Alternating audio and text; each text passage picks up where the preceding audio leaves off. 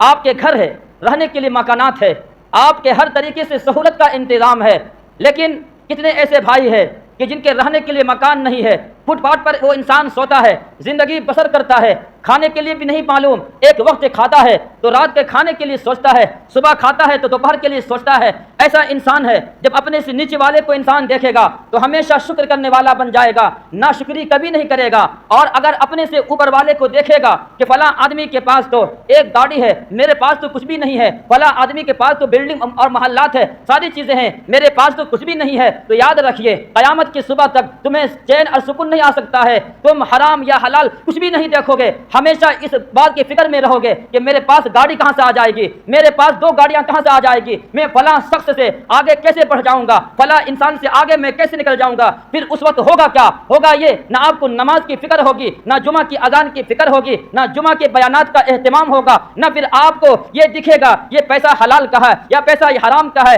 ہمیں کہاں خرچ کرنا چاہیے، کہاں خرچ نہیں کرنا چاہیے، کہاں سے کمانا چاہیے، کہاں سے نہیں کمانا چاہیے۔ وہ انسان کچھ بھی نہیں سوچے گا، بس اسے ہمیشہ ذہن میں یہی بات جو ہے دوڑتی رہے گی کہ فلاں انسان سے آگے بڑھنا ہے، فلاں انسان سے آگے نکل جانا ہے، کبھی سکون نہیں مل سکتا ہے۔